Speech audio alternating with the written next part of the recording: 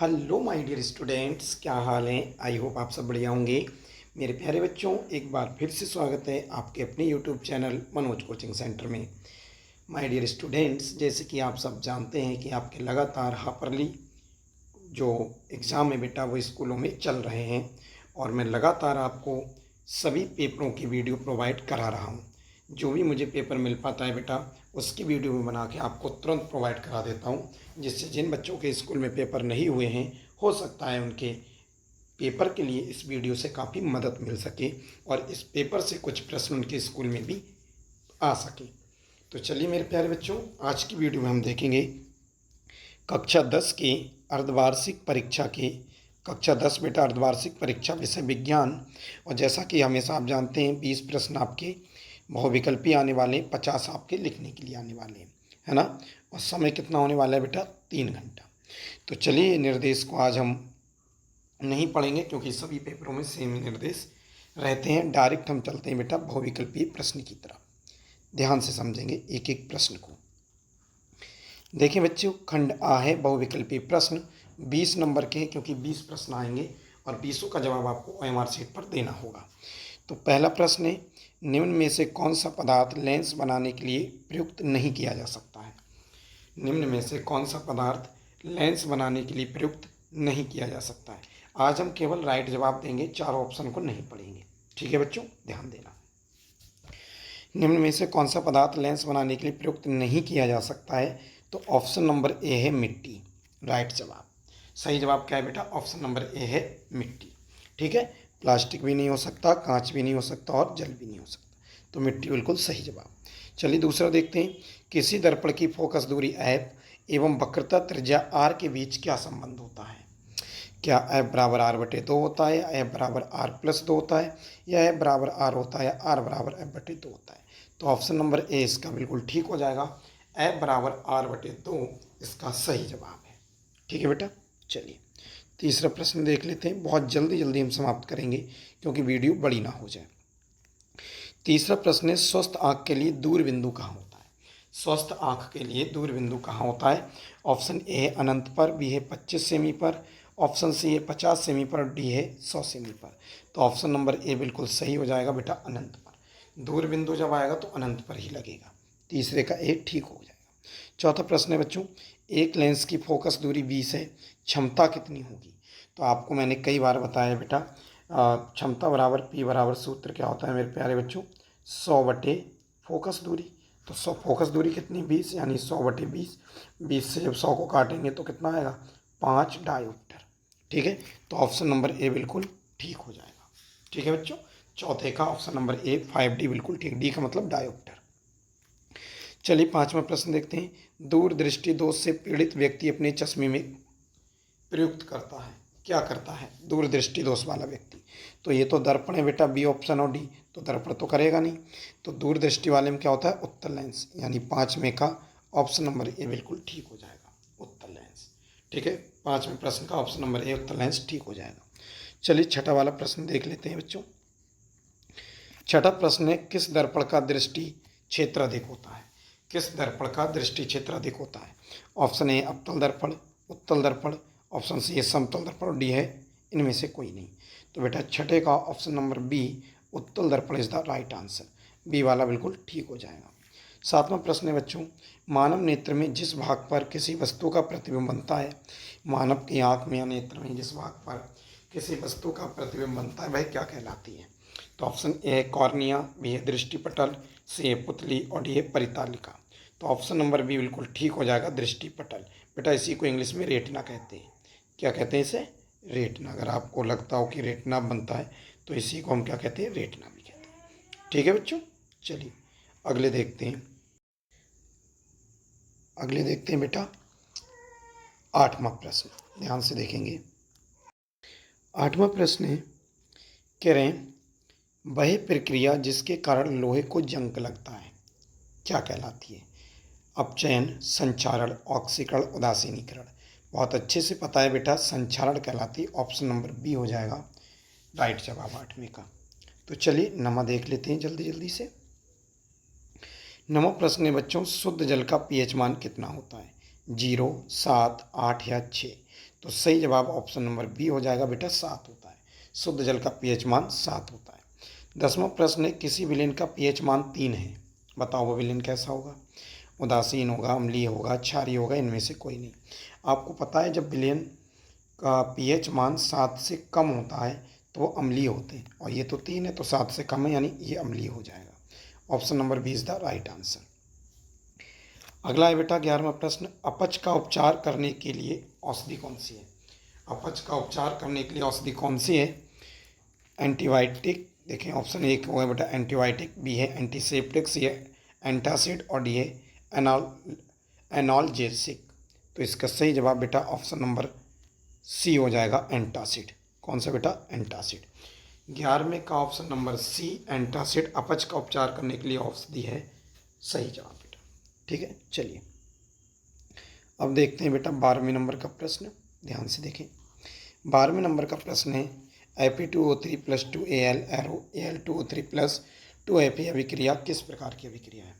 Option A संयोजन, वियोजन, विस्थापन, इनमें से कोई नहीं।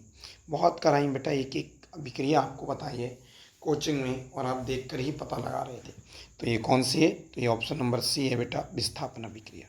Option number C is the right answer, विस्थापन अभिक्रिया। 13वां प्रश्न है, बिना बुझे चूने का रासायनिक सूत्र क्या है? बिना बुझे का, तो इसका ऑप्शन नंबर सी बिल्कुल ठीक हो जाएगा, CaO। कौन सा हो जाएगा बेटा? CaO। चलिए 14वां प्रश्न देख लेते हैं बच्चों। 14वें नंबर का प्रश्न है, मनुष्य के वृक्क एक तंत्र का भाग होते हैं जो संबंधित है। मनुष्य के जो वृक्क हैं वो एक तंत्र का भाग होते हैं जो संबंधित है किससे? ऑप्शन ए है पोषण, बी है श्वसन, सी है उत्सर्जन, और डी है परिवहन। तो बेटा इसका सही जवाब ऑप्शन नंबर सी, उत्सर्जन हो जाएगा। ऑप्शन नंबर सी, उत्सर्जन। चलिए 15वां प्रश्न है, मनुष्य में लार ग्रंथियों की संख्या कितनी होती है?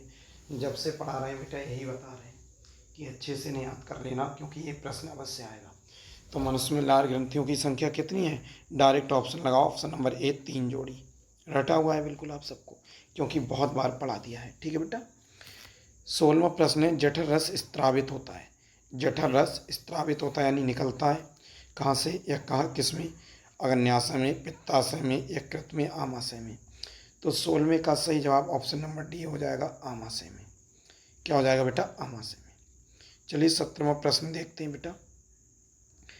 17वें नंबर का प्रश्न है, क्लोरोफिल अवशोषित करता है जल, वायु, प्रकाश, लवण या प्रकाश ऊर्जा। तो 17 का डी ऑप्शन नंबर बिल्कुल ठीक है, प्रकाश ऊर्जा। क्लोरोफिल अवशोषित कैसे करता है? प्रकाश ऊर्जा को। 18वें नंबर का प्रश्न है, निषेचन के बाद पुष्प का कौन सा भाग फल में बदल जाता है? निषेचन के बाद पुष्प का कौन सा भाग है जो फल बन जाता है? पुंकेसर, वर्तिका, बीजांडे, अंडाशय। तो ऑप्शन नंबर डी, दा लिख गया है बेटा यहाँ पर, डी है। ऑप्शन नंबर डी ठीक हो जाएगा, अंडाशय। ठीक है, ध्यान से समझ के जाए। 19वां प्रश्न है, हार्मोन इंसुलिन बनाता है। जो इंसुलिन हार्मोन है वो कौन बनाता है? ए है पिनील ग्रंथि द्वारा, बी है थायराइड ग्रंथि द्वारा, सी है पीयूष ग्रंथि द्वारा बनता है, या अग्न्याशय द्वारा। तो बेटा 19 का ऑप्शन नंबर डी ठीक है, अग्न्याशय द्वारा ये बनता है। किसके द्वारा? अग्न्याशय। चलिए 20वां प्रश्न देखते हैं बच्चों। 20वां प्रश्न है, पादप में जाइलम उत्तरदायी है किस चीज़ के लिए? भोजन का वहन के लिए, अमीनो अम्ल का वहन के लिए, ऑक्सीजन का वहन, या जल का वहन। तो ऑप्शन नंबर डी बिल्कुल सही हो जाएगा बेटा, जल का वहन। पादप में जो जाइलम है वो किस चीज़ के लिए उत्तरदायी है? जल का वहन के लिए। ठीक है बच्चों, तो ये थे हमारे 20 प्रश्न जिसका जवाब आपको OMR शीट में देना है। ठीक है, चलिए अब लिखने वाले देखते हैं, ध्यान से समझेंगे बेटा। देखिए पहला प्रश्न थोड़ा धुंधला है, पर आप देखते रहें ध्यान से, समझ में आ जाएगा। ठीक है, देखिए बेटा, खंड वाह वर्णात्मक प्रश्न, लघु उत्तरीय में पहला प्रश्न है, मानव नेत्र का नामांकित चित्र बनाइए, इसके बारे में लिखिए। 4 नंबर मिलेंगे, मानव के नेत्र का चित्र बनाना है, उसके बारे में लिखना है। तो चलिए देखते हैं बेटा इसका उत्तर, ध्यान से समझेंगे। ठीक, जल्दी जल्दी। कह रहे हैं मानव नेत्र एक प्रकार का कैमरा है, इसके द्वारा फोटो कैमरे की तरह वास्तविक प्रतिबिंब रेटिना पर बनते हैं। मानव नेत्र का गोलक, ये लगभग गोलाकार पिंड है जो सामने के भाग को छोड़कर चारों ओर एक अपारदर्शी परत से ढका होता है। इसके निम्नलिखित अवयव हैं, निम्नलिखित अंग हैं। पहला है बेटा दृढ़ पटल या रक्तल पटल। नेत्र गोलक की बाहरी अपारदर्शी कठोर परत दृढ़ पटल कहलाती है। ये श्वेत होती है यानी सफ़ेद होती है। दृढ़ पटल नेत्र के भीतरी भागों की सुरक्षा करता है। इसके भीतरी पृष्ठ से लगी काले रंग की झिल्ली होती है जिसे रक्तल पटल कहते हैं। तो ये अब आँख के भाग हैं, इन्हें आप आसानी से याद कर सकते हैं। दूसरा बेटा कॉर्निया। नेत्र गोलक के सामने का भाग कुछ उभरा हुआ पारदर्शी होता है, इसे कॉर्निया कहते हैं। प्रकाश इसी से नेत्र में अंदर प्रवेश करता है। फिर बेटा आइरिस। कॉर्निया के पीछे की ओर रंगीन काली भूरी नीली पारदर्शी अपारदर्शी झिल्ली का पर्दा होता है, इसे आइरिस कहते हैं। इसके बीच में एक छिद्र होता है जिसे पुतली कहते हैं। आइरिस का कार्य नेत्र में जाने वाले प्रकाश की मात्रा को नियंत्रित करना है। अधिक प्रकाश में संकुचित होकर पुतली को छोटा कर देती है तथा कम प्रकाश में पुतली को फैला देती है, जिससे नेत्र में जाने वाले प्रकाश की मात्रा बढ़ जाती है। नेत्र में क्रिया स्वयं ही होती है, स्वतः ही होती है। बेटा चित्र आपको बनाना पड़ेगा, अच्छे से देख लें ये चित्र आपको बनाना पड़ेगा। और सभी ये जो अंग हैं बेटा, इन अंगों के नाम भी आपको लिखना पड़ेंगे अच्छे से, ठीक है। चलिए अगला है बेटा नेत्र लेंस। क्या है? नेत्र लेंस। ये सभी अंग हैं नेत्र के। पुतली के पीछे पारदर्शी ऊतकों का द्वितल लेंस होता है जिसके द्वारा बाहरी वस्तुओं का उल्टा छोटा वास्तविक प्रतिबिंब लेंस के पीछे दृश्य पटल पर बनता है। लेंस मांसपेशियों की एक विशेष प्रणाली जिसे सिलियर प्रणाली कहते हैं द्वारा टिका, अगले देखते हैं बेटा, टिका रहता है। ये पेशियां लेंस पर उपयुक्त दाब डालकर उसके पृष्ठों की वक्रता को घटा बढ़ा सकती हैं, जिससे लेंस की फोकस दूरी कम या अधिक होती है। इन पेशियों द्वारा लेंस पर ठीक उतना दाब पड़ता है कि बाहरी वस्तुओं का प्रतिबिंब दृष्टि पटल पर स्पष्ट बन सके। ठीक है बेटा, ऐसे सभी हेडिंग में थोड़ा थोड़ा आप याद कर लें। अगला है दृष्टि पटल। नेत्र गोलक के भीतर पीछे की ओर रक्तल पटल के ऊपर पारदर्शी झिल्ली रेटिना कहलाती है, दृष्टि पटल कहलाती है। इस पर्दे पर विशेष प्रकार की तंत्रिकाओं के सिरे होते हैं जिन पर प्रकाश पड़ने से संवेदन उत्पन्न होते हैं। ये संवेदन तंत्रिकाओं के एक समूह जिसे दृष्टि तंत्रिका कहते हैं के द्वारा मस्तिष्क तक पहुंचते हैं। तो ये 5 चीज़ें हो गई हैं। और अभी देख लेते हैं बेटा जलीय द्रव क्या होता है या कांचाप द्रव क्या होता है।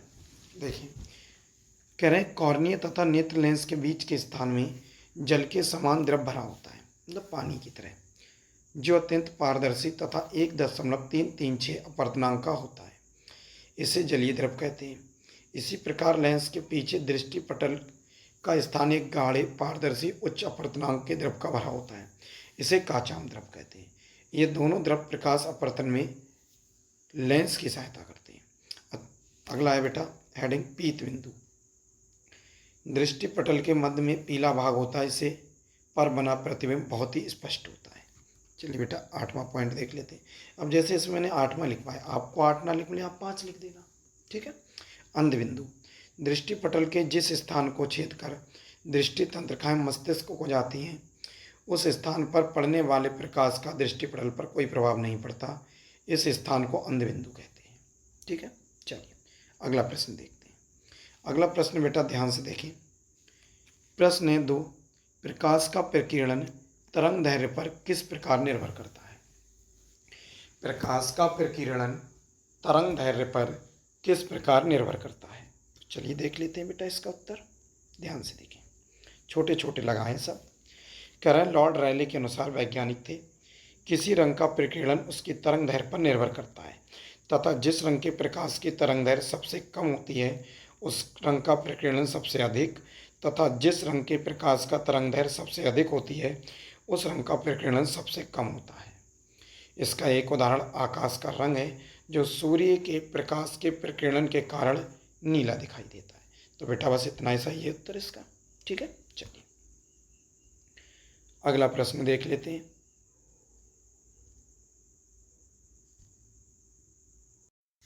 देखिए बेटा अगला प्रश्न है 3 नंबर का। कह रहे हैं एक विद्युत हीटर की सामर्थ्य 1000 वाट है तो इसे 40 मिनट तक उपयोग में लाने में कितनी ऊष्मा व्यय होगी। हीटर की सामर्थ्य कितनी है 1000 वाट, समय कितना है 40 मिनट। तो ज़रा देख लेते हैं इसका उत्तर, ध्यान से समझेंगे। देखो बेटा, छोटा सा उत्तर है इसका। सबसे पहले विद्युत हीटर की शक्ति या सामर्थ्य कितनी दे रखी है 1000 वाट, समय कितना है 40 मिनट। 40 मिनट में हम क्या काम करेंगे बेटा, 60 से गुणा करेंगे। अब ये क्या बन गया सेकंड, मिनट को हम सेकंड में बदल लेंगे। 40 में 60 से गुणा करी 2400 सेकंड हो गए। अब हमसे सामर्थ्य ऊष्मा पूछी तो इसका सूत्र होता है ये, ऊष्मा ऊर्जा बराबर शक्ति गुणा समय। तो उस बराबर के नीचे बेटा बराबर लगाया, शक्ति कितनी थी 1000, समय कितने था 2400 सेकंड, दोनों की गुणा कर दी तो ये आंसर आ गया बेटा। कितना आ गया 2,40,000 जूल। विद्युत हीटर द्वारा 40 मिनट में उत्पन्न ऊर्जा वास्तव में 2,40,000 जूल होगी। बस इतना सा करना है, ठीक है। चलिए अगले देखते हैं बेटा, दीर्घ में आ जाओ। दीर्घ उत्तरी प्रश्न में कह रहे हैं, चौथा प्रश्न, धारावाही परिनालिका की चुंबकीय बल रेखाओं का आरेख बनाकर दर्शाइए। परिनालिका के अंदर नरम लोहे की छड़ रखने पर क्या प्रभाव पड़ेगा। 6 नंबर। या अथवा है बेटा, क्या है अथवा, या तो ऊपर वाला करो या नीचे करो। क्या है नीचे वाला, ओम का नियम क्या है, इसके सत्यापन के लिए आवश्यक परिपथ बताइए। तो बेटा मैंने ऊपर वाला नहीं किया है, आपको मैं जो कराने जा रहा हूँ वो ओम का नियम है, ठीक है, एक ही तो करना है। चलिए देखिए बच्चों, छोटा सा है और अच्छा प्रश्न है।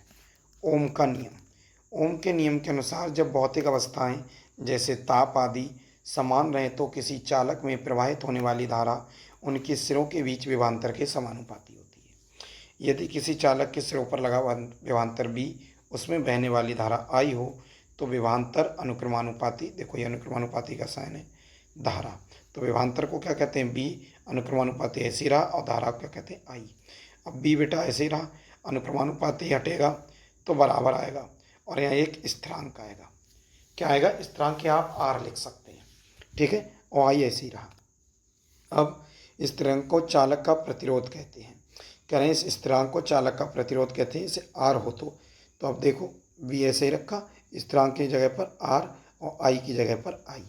या अब अगर हम यहाँ से आर का मान निकालें तो ये आई जो गुणा में ये बी के बटे में जाएगी नहीं जाएगी, तो सूत्र हो जाएगा आर बराबर बी बटे आई, ठीक है। चलिए अगले देख लेते हैं क्या कह रहे हैं ये।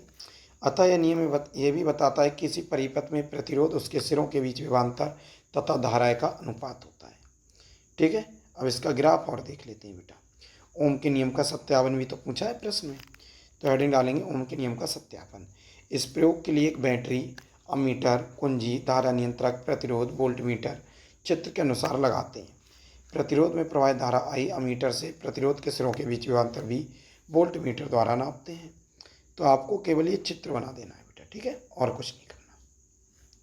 ये बैटरी है, ध्यान से देखें, ये बैटरी है प्लस माइनस, धारा नियंत्रक, कुंजी, अमीटर, प्रतिरोध तार और ये वोल्ट मीटर, और ये ग्राफ बनाना है बेटा। ऊपर धारा चलेगी और इधर विभवांतर चलेगा, ठीक है। चलिए इसमें थोड़ा सा इन्होंने लिखा है वो आप भी लिख देंगे। कह रहे प्रयोग करने के लिए कुंजी के को लगाकर धारा नियंत्रक की एक स्थिति के लिए प्रतिरोध के प्रवाहित धारा तथा उसके सिरों के बीच विभवांतर वोल्ट मीटर द्वारा नापते हैं। इसी प्रकार धारा नियंत्रक द्वारा परिपथ में बहने वाली धारा बदलकर अमीटर तथा वोल्ट मीटर के पाठ पढ़ते हैं। अब विभवांतर को एक्स अक्ष तथा धारा को वाई अक्ष पर लेकर ग्राफ खींचते हैं। यदि ये सरल रेखा आता है, मतलब बिल्कुल सीधा, तो चालक के सिरों के बीच विभवांतर तथा धारा सरल रेखी ग्राफ ओम के नियम का पालन करता है, अर्थात चालक ओम के नियम का पालन करता है। बस इतना सा है बेटा। चलिए अगले देखते हैं उपखंड। अब केमिस्ट्री में पहुंच गए। उपखंड खा, लघु उत्तरीय प्रश्न क्या है बेटा, पहला भर्जन तथा निस्तापन में अंतर कीजिए। भर्जन तथा निस्तापन में अंतर स्पष्ट कीजिए। 4 नंबर आने वाले हैं बेटा इस प्रश्न से। तो चलिए उत्तर देख लेते हैं बेटा इसका, ध्यान से देखें, छोटा सा ही है। पहले हेडिंग डालेंगे भर्जन। सांद्रित अयस्क को वायु की नियंत्रित मात्रा की उपस्थिति में गलनांक के नीचे परंतु उच्च ताप पर गर्म करके ऑक्साइड में परिवर्तन करने की क्रिया भर्जन कहलाती है। छोटी सी दे रखी है बेटा, भर्जन कहलाती है। और ये है आपकी अभिक्रिया यानी उदाहरण। उदाहरण ये रहा 2ZnX + 3O2 ऐसे गर्म करेंगे वायु की उपस्थिति में तो ये बनेगा 2ZNO2SO2। ठीक है। अगला हेडिंग पड़ेगा निस्तापन। क्या है इसमें? सांद्रित अयस्क को वायु की अनुपस्थिति में उसके गलनांक के नीचे उच्च ताप पर गर्म करके ऑक्साइड में परिवर्तित करने का प्रक्रम निस्तापन कहलाता है। ये रहा आपका उदाहरण ZnCO3 और ZnCO3 है बेटा, और एरो लगा के इसे जब तोड़ेंगे तो ZnOCO2। तो इन दोनों को जब हम लिख देंगे तो ये उत्तर अपने आप ही हो गया, दोनों में अंतर। ठीक है, चलिए नेक्स्ट देखते हैं बेटा। 6 नंबर का प्रश्न, 4 नंबर आपको मिलने वाले। बहुत सरल लगाए हैं, वीडियो देख लोगे पूरा पेपर छाप दोगे। क्या है प्रश्न बेटा 6? अम्ल व क्षार की परिभाषा उदाहरण सहित दीजिए। अम्ल व क्षार की परिभाषा उदाहरण सहित। बहुत अच्छे से बेटा पढ़ा है मैंने, फिर भी मैं इस वीडियो में भी करा देता हूँ। देखें कितनी छोटी परिभाषा, इससे छोटी हो ही नहीं सकती। अम्ल वे पदार्थ जो जलीय विलयन में हाइड्रोजन आयन देते हैं, अम्ल कहलाते हैं। वे पदार्थ जो जलीय विलयन में हाइड्रोजन आयन देते हैं, अम्ल कहलाते हैं। ठीक है, तो उदाहरण क्या हो जाएगा? HCl, H जब तोड़ेंगे तो देखो H पे प्लस आ जाएगा, Cl पे माइनस, तो क्या मिला? हाइड्रोजन आयन मिला। ऐसे HNO3 को जब आप तोड़ेंगे तो इस पर H प्लस जाएगा, NO3, तो क्या मिला? H प्लस मिला। इसका मतलब ये दोनों क्या है बेटा? अम्ल है। क्या है ये? अम्ल है। तो अम्ल वो होते हैं जलीय विलयन में घुलकर H प्लस आयन देते हैं। चलिए क्षार देखते हैं बेटा। ये रहा क्षार, छोटी सी परिभाषा है।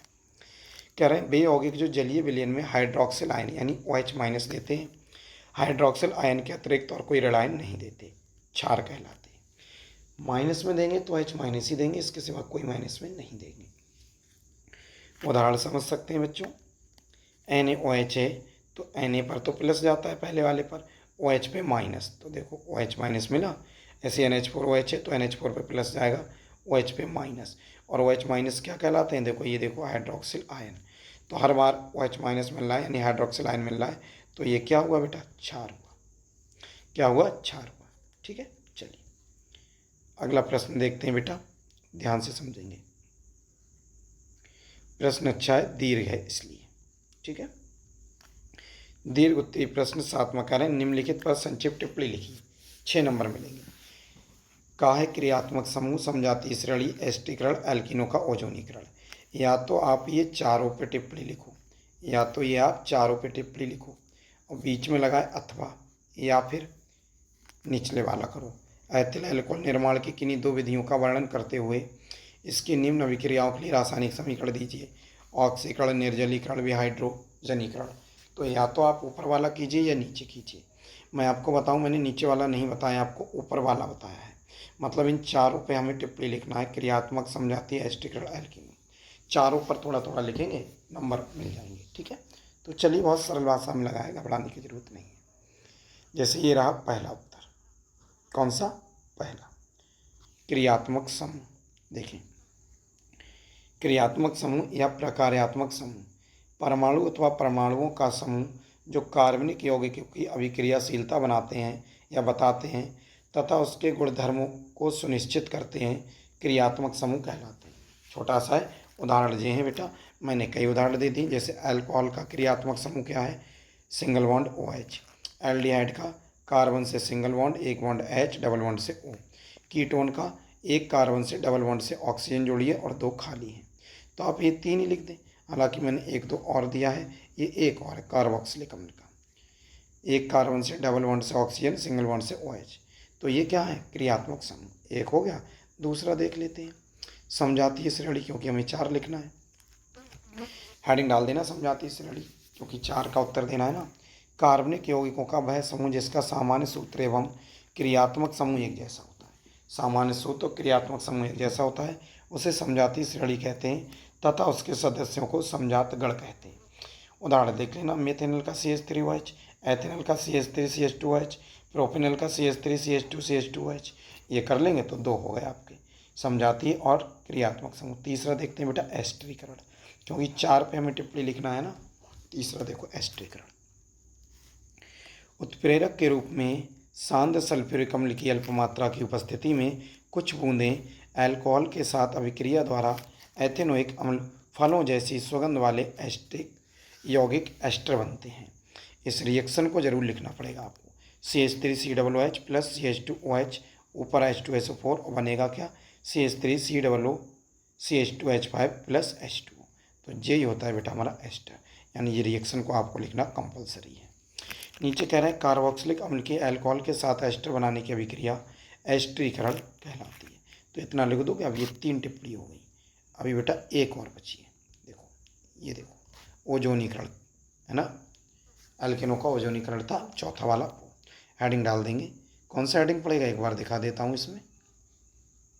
देखें ये था प्रश्न, तो हमने क्रियात्मक पढ़ लिया, समझाती है एस्टीकरण। अब ये वाला हेडिंग है, तो आप हेडिंग डाल देना एल्केनों का ओजोनीकरण। ध्यान से देखते हैं ओजोनीकरण को, ये देखिए बेटा क्या कह रहे हैं। कह रहे हैं ओजोनिलिसिस या ओजोनीकरण संतृप्त हाइड्रोकार्बन ओजोन के साथ क्रिया करके ओजोनाइड बनाते हैं। ये क्रिया ओजोनीकरण कहलाती है। ये क्रिया द्विबंध की स्थिति तथा उसमें उपस्थित कार्बन की संख्या का निर्धारण करती है।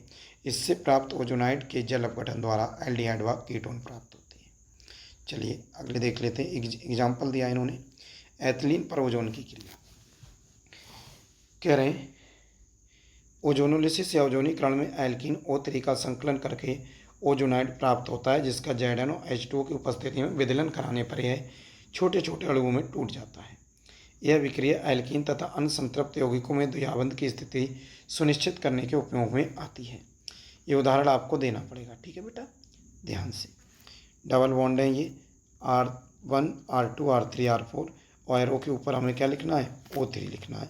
उसके बाद में ऑक्सीजन से R1 R2 जोड़ देना प्लस दूसरी ऑक्सीजन से R3 R4 जोड़ देना, और नीचे ये से लिख देना CH3CH double bond CH2 plus O3, ऊपर Zn प्लस H2 लिख देना CH3CHO HCHO।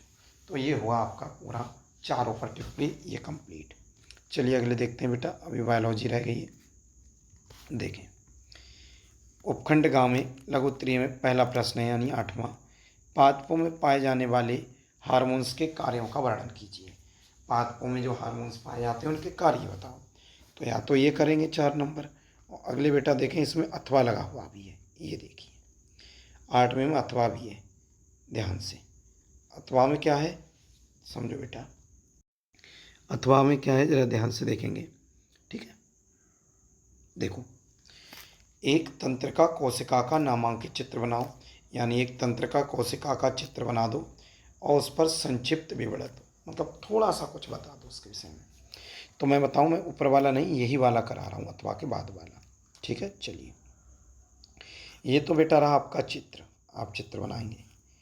कोशिका का केंद्रक, माइलिन शीथ, तंत्रिका का अंतिम स्राव, तंत्रिकाक्ष, ये रहा आपका चित्र। अब इसके विषय में 2-3 लाइनें लिख देंगे। मैंने देखो कितना छोटा लिखा है, समझो। तंत्रिका कोशिका न्यूरॉन की संरचना इस प्रकार होती है। तंत्रिका कोशिका को न्यूरॉन भी कहते हैं। पहला पॉइंट, तंत्रिका कोशिका में कोशिका शरीर होता है। दूसरा, कोशिका शरीर में नाभिक होता है। तीसरा, तंत्रिका कोशिका में एक प्रमुख शाखायुक्त तंतु होता है जिसे एक्सॉन कहते हैं। चौथा, तंत्रिका कोशिका में कई छोटे शाखायुक्त तंतु होते हैं जिसे डेट्रॉइड कहते हैं। बस हो गया, चित्र भी बन गया, उसका हमने थोड़ा लिख भी दिया संरचना, ठीक है। चलिए 9वां प्रश्न देखो बेटा, 4 नंबर का प्रश्न है। कह रहे हैं अग्न्याशय की संरचना तथा कार्यों का वर्णन कीजिए। अग्न्याशय की संरचना बताओ, कैसे बनता है, कैसा होता है, क्या क्या, और कार्य। तो चलो बेटा इसके देख लेते हैं, बहुत सरल लगाए हैं, एक ही बार में याद हो जाएंगे, ठीक है। देखें, कह रहे हैं अग्न्याशय ग्रंथि जो पाचन तंत्र का हिस्सा है, ये पेट के पीछे ऊपरी बाएं हिस्से में स्थित होता है। अग्न्याशय की संरचना और कार्य इस प्रकार है। पहला हेडिंग क्या डालेंगे बेटा, संरचना। कह रहे हैं अग्न्याशय की संरचना इस प्रकार है। पहला पॉइंट, यह आयताकार चपटा होता है। मैंने आपको पहले ही कहा था कि पॉइंट में पढ़ लिया करो, सब सरल हो जाता है। ये संरचना चल रही है अग्न्याशय की, यह आयताकार और चपटा होता है। दूसरा है बेटा, यह लगभग 6 इंच लंबा होता है। तीसरा है बेटा, यह पेट के नीचे तिरछा स्थित होता है। यह पेट के नीचे तिरछा स्थित होता है। चलिए बेटा अगले देख लेते हैं, ध्यान से समझेंगे। तिरछा स्थित होता है, अगला पॉइंट है, यह पेट की आंतरिक वक्रता से फैला हुआ होता है। अग्न्याशय के 4 मुख्य भाग होते हैं, पूंछ, शरीर, गर्दन और सिर। अगला बेटा, अग्न्याशय में 4 प्रमुख रक्त वाहिकाएं होती हैं। तो ये थी संरचना। संरचना का मतलब होता है कि कोई चीज़ किन किन चीज़ों से मिलकर बनी होता, तो हमने ये बता दिए। अब इसके देख लेते हैं मेरे प्यारे बच्चों कार्य। क्या देख लेते हैं, कार्य। देखें हेडिंग डालेंगे कार्य। अग्न्याशय के कार्य इस प्रकार हैं। पहला, ये पाचन एंजाइम और तरल पदार्थ बनाता है। दूसरा है, यह इंसुलिन और ग्लूकागन जैसे हार्मोन्स बनाता है। तीसरा बेटा, अग्न्याशय के बहिस्रावी कार्य से पाचन होता है, कार्य है जी सब। चौथा है, अग्न्याशय के अंतःस्रावी कार्य से रक्त शर्करा का स्तर नियंत्रित होता है। अगला है बेटा, अग्न्याशय के पाचन के लिए एंजाइम बनाने वाले ऊतक होते हैं। तो ये सभी अग्न्याशय के क्या हैं, कार्य हैं। चलिए बेटा, ये हो गया। अगला देखते हैं 10वां प्रश्न, ध्यान से देखेंगे। कह रहे हैं, पौधों में जल का परिवहन किसके द्वारा होता है। पौधे में जो जल जाता है उसका परिवहन किसके द्वारा होता है, इसकी क्रियाविधि बताओ। 4 नंबर का है बेटा, ठीक है। चलिए समझते हैं। तो ये ध्यान से समझना बेटा, थोड़ा सा बड़ा है पर अच्छा है। जल के मूलरोम प्रदेश में स्थित मूलरोमों द्वारा जल का अवशोषण प्रायः पराशर दाब भिन्नता के फलस्वरूप होता है। मृदा जल मूलरोम कोशिका के उच्च पराशर दाब के कारण अर्धपारगम्य झिल्ली से होकर मूलरोम कोशिका में प्रवेश करता है। मूलरोम कोशिका की स्फीत कोशिका या पराशरणीय दाब कॉर्टेक्स की समीपवर्ती कोशिका से कम हो जाता है। मूलरोम कोशिका से जल समीपवर्ती बलकुट कोशिका में पहुंच जाता है। मूलरोम कोशिका का पराशरणीय दाब पुनः अधिक हो जाने से पुनः मृदा जल को अवशोषित करके आसवन हो जाती है। कॉर्टेक्स कोशिकाएं क्रमशः जल अवशोषित करके स्फीत हो जाती हैं। अगले देखिए बेटा, इसे अच्छे से पढ़ लेना, एक ही बार में समझ में आ जाएगा, और जो समझ में आए वही लिख देना, ज़्यादा चक्कर में नहीं पड़ना है। स्फीत कोशिकाएं जल को एक दबाव के साथ जाइलम वाहिकाओं में धकेल देती हैं। इस दाब को मूल दाब कहते हैं। जड़ों द्वारा इस प्रकार जल के अवशोषण को सक्रिय अवशोषण कहते हैं। इसमें ऊर्जा व्यय होती है, यानी खर्च होती है। वृक्षों में जल का अवशोषण सामान्यतः बाष्पोत्सर्जन खिंचाव के कारण होता है। इसे निष्क्रिय अवशोषण कहते हैं। इस क्रिया में ऊर्जा खर्च नहीं होती या ऊर्जा व्यय नहीं होती। ये चित्र आप बना देना अच्छे से। कैस्पेरी पट्टी, जाइलम वाहिकाएं, प्लाज्मा झिल्ली, मूलरोम, बाह्य त्वचा, अंतत्वचा, संवहनी सिलेंडर और कॉर्टेक्स, ठीक है। तो ये चित्र बन जाएगा। तो ये कंप्लीट हो गया। अब शायद अपने वीडियो का अंतिम प्रश्न देख लेते हैं। दीर्घ उत्तरीय प्रश्न 6 नंबर मिलेंगे। क्या है, प्रकाश संश्लेषण के लिए आवश्यक कारकों के नाम। इस क्रिया को प्रदर्शित करने हेतु इसका रासायनिक समीकरण लिखिए तथा सिद्ध कीजिए कि इस क्रिया में O2 गैस निकलती है। और यह बीच में लिखा है बेटा अथवा। क्या लिखा है बच्चों, अथवा। अथवा के बाद क्या है, मनुष्य के हृदय की संरचना का नामांकित चित्र बनाकर क्रियाविधि लिखिए। दोनों लॉन्ग है, दोनों जबरदस्त है। तो मैं आपको बता दूं बेटा, मैंने आपको ऊपर वाला कराया है इस वीडियो में। प्रकाश संश्लेषण वाला अच्छा है और ये वैसे भी कठिन पड़ जाता है, ठीक है। तो चलिए देखते हैं बेटा। तो हेडिंग क्या डालेंगे, सबसे पहले प्रकाश संश्लेषण। हरे पौधों में जिसमें क्लोरोफिल या पर्णहरित पाया जाता है, प्रकाश की उपस्थिति में पानी तथा कार्बन डाइऑक्साइड की सहायता से कार्बोहाइड्रेट विशेष ग्लूकोज का निर्माण होता है। यह क्रिया प्रकाश संश्लेषण कहलाती है। इस क्रिया में ऑक्सीजन गैस निकलती है। कौन सी गैस निकलती है बेटा, ऑक्सीजन गैस निकलती है। और ये रिएक्शन तो आपको याद ही होगी, कई बार हो चुकी है और याद करना भी है। CO2 कार्बन डाइऑक्साइड, H2O जल, ऊपर प्रकाश है, क्लोरोफिल है, फिर ग्लूकोज बना, जल बना, ऑक्सीजन निकली। रिएक्शन को अच्छे से याद करना है। तो चलिए देख लेते हैं। ये कह रहे हैं सिद्ध करो कि ऑक्सीजन निकलती है या नहीं निकलती है। तो एक वैज्ञानिक ने एक प्रमाण दिया था, उससे समझ लेते हैं। हेडिंग डालेंगे, प्रकाश संश्लेषण में ऑक्सीजन की विमुक्ति का प्रदर्शन। सर्वप्रथम एक बड़ा बीकर लेकर उसमें गर्दन तक जल भर देते हैं। अब उसमें जलीय पादप जैसे हाइड्रोला रखते हैं। अब इस पर एक कांच की कीप रख उल्टा करके ढक देते हैं। बीकर के जल में कुछ ग्राम सोडियम बाइकार्बोनेट मिलाते हैं ताकि पादप को CO2 मिलती रहे, क्योंकि कार्बन डाइऑक्साइड से ही तो ऑक्सीजन बनती है। तो ये देख सकते हैं आप चित्र। सूर्य का प्रकाश आ रहा है, ऑक्सीजन गैस प्रकनली है, बुलबुला, बीकर, जल, कीप जला, जलीय पादप जो डाला है, हाइड्रोला, सब कुछ किया गया है बेटा। चलिए अगले देखते हैं फिर क्या कह रहे हैं ये। अब क्या कह रहे हैं, ध्यान से समझेंगे।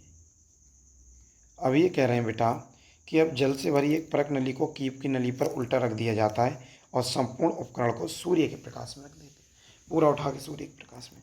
कुछ समय बाद हाइड्रोला के पादप सतत रूप से एक गैस के बुलबुले परख नली में इकट्ठा होना शुरू हो जाते हैं। गैस के परीक्षण के लिए परख नली के मुंह पर अंगूठा लगाकर कीप से हटा लेते हैं। अब इसे उलटकर एक अंगूठा हटाकर जलती हुई तीली को इसके संपर्क में लाते हैं। हमें दिखाई देता है कि तीली तेजी से जलने लगती है। तीली का तेजी से जलना परख नली में O2 की उपस्थिति दर्शाता है। इस प्रयोग से सिद्ध हुआ कि प्रकाश संश्लेषण की क्रिया में O2 मुक्त होती है, यानी ऑक्सीजन निकलती है। तो मेरे प्यारे बच्चों, ये था हमारा इस वीडियो के सभी प्रश्नों का हल। आई होप आपको ये अच्छे से समझ में आए होंगे। बेटा अगर ये आपको समझ में आए हैं तो वीडियो को लाइक करें, चैनल को सब्सक्राइब करें, दोस्तों को शेयर करें और हाँ, कमेंट्स जरूर करें, लाइक भी अवश्य किया करें। थोड़ा मोटिवेट हो जाते हैं कि हाँ, बच्चों को वीडियो पसंद आ रही है, तो इसलिए ऐसा अवश्य कर दिया करें। चलिए मेरे प्यारे बच्चों, इस वीडियो को 2-3 बार अच्छे से देख लें, जिससे कोई भी दिक्कत ना हो और अच्छे से पेपर हो जाए। मिलते हैं किसी नेक्स्ट वीडियो में, तब तक के लिए थैंक्स फॉर वॉचिंग। जय हिंद, जय भारत।